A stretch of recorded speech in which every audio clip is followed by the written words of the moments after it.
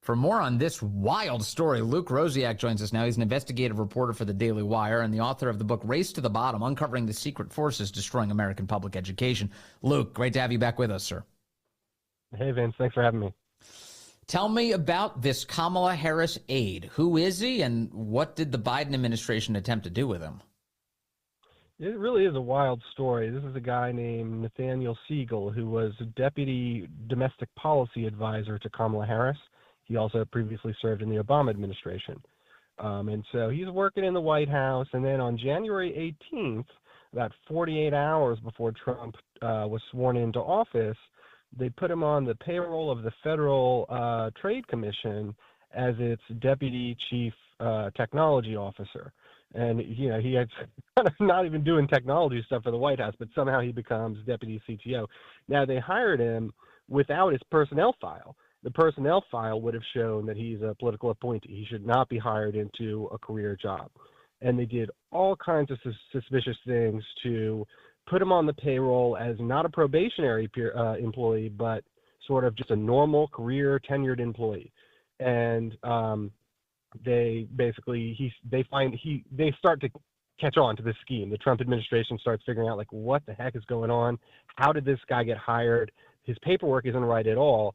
He starts realizing, oh man, they're going to make me a probationary employee, which I should be, and then they're probably going to fire me because the Trump administration is getting rid of a lot of probationary employees. Yeah. So he basically figures out the jig is up and decides to say, actually, you know what? I already took the Musk buyout.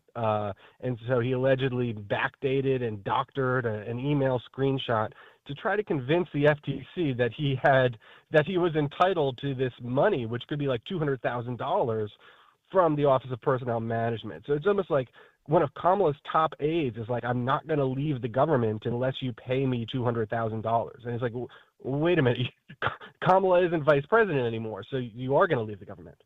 So, okay, so I'm looking at the dates here. You had to, if you were one of these employees who received the fork in the road email, you had until February 10th to indicate that you would resign.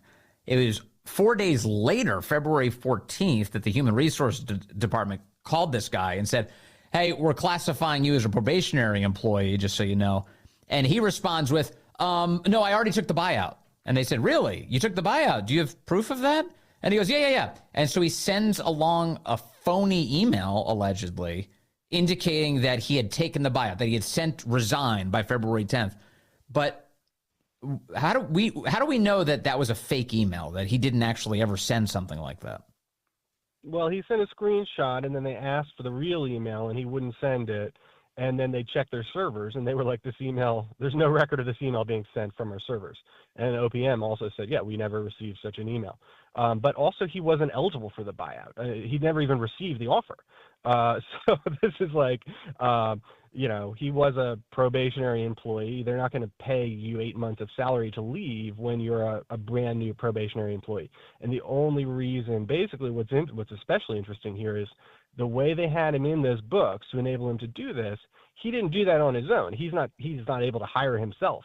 And so Lena Khan, who was Biden's head of the Federal Trade Commission, actually explicitly ordered her staff to put this guy on the payroll on January 18th, despite all kinds of red flags and indications that he was being improperly recorded. And so this is, burrowing, as you said, but sort of an especially duplicitous form. And really, there's a criminal investigation going on to this guy. I think it's pretty likely that it'll result in criminal charges. But it also could implicate Lena Khan and potentially even Kamala Harris herself, because there was a number of moves preceding like that. They basically did like this multi-step scheme to try to sneak this guy in. And it really, Kamala Harris is one of the only people who's empowered to move people around among her top staff into different roles. Does the Trump administration believe that there are more people who are like this, that it's not just this one guy at the FTC, but that instead the Biden administration attempted to burrow their own activists inside of other agencies? Oh, they definitely have. I've written about a couple different cases where they also used loopholes to avoid it, and the House Oversight Committee is doing an investigation based in part on those stories. They're certainly going to find additional examples. I think this was fairly widespread. Now, the Office of Personnel Management is supposed to have to approve it and only do so in limited cases. The reason is pretty obvious. I mean, when you're taking political appointees and making them career in the waning days of an administration, number one, you're taking jobs away from the precious civil servants who are supposed to be getting them based on merit. You're using your connections to basically steal the job from somebody else. But you're also obviously undermining, you're potentially going to be able to undermine the next administration, which is probably why they're doing this in the first place.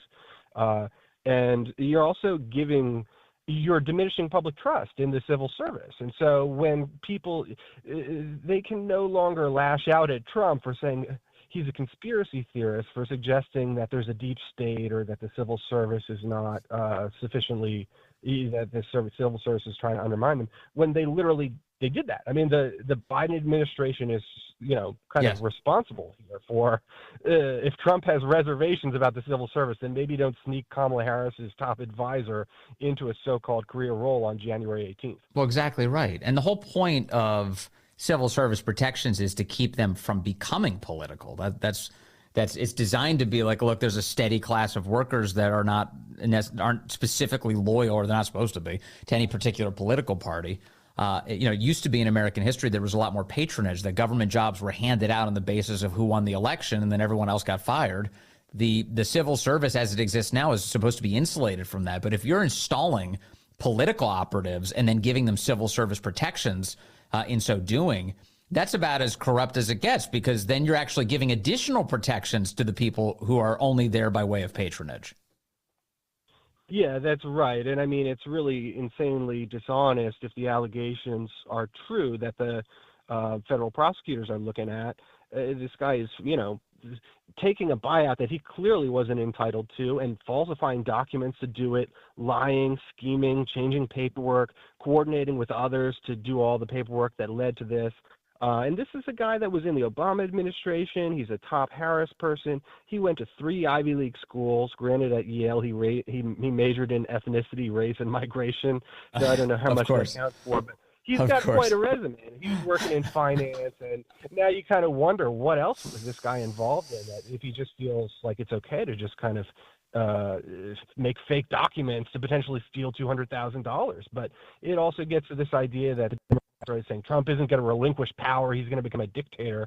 These people were like, well, we lost an election, our term is up on January 20th, but we're just going to stay. We're just going to stay, and we're going to fake paperwork if we have to do so.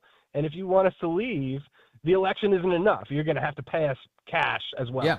But also, if he served in the Obama administration, we're not talking about like a frat bro or some kid who just got a job for the first time in the government. This is an adult man who's been around for a long time, and he went to Ivy League schools, not a dummy, despite how dumb one of his majors might be. So this consciousness of guilt seems pretty obvious if these things prove to be true. Well, yeah, and in fact, they called him in. He emailed them, being like, "So can I get that money now? I haven't heard anything in a while." And they're like, "Yeah, come talk to us tomorrow." And they gave him they invited him to a meeting, and there was a top lawyer scheduled to be at the meeting. And when he realized the lawyer was going to be there, he just quit on his own. So this is like To Catch a Predator. They invite him in the room. There's like cameras everywhere, and he's like just there to confess. That's definitely crazy. There seems to be some consciousness of guilt. But yeah, no, I mean, in some of the other examples of burrowing that I've uncovered, they did the same thing where they're trying to avoid the OPM sign off by doing these sketchy things like using what they call term appointments, basically using all kinds of loopholes. And I think there's consciousness of guilt there. I mean, they weren't saying like, we have justification for doing this. They're like, we're going to hide it, and we're going to put our top people into these federal agencies in career roles.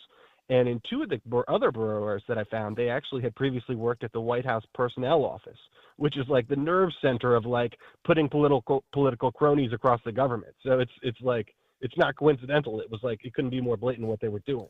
Yeah, it is amazing. I'm always so impressed by your ability to not only to dig into these things, but to package them in such a way that the rest of us can understand them.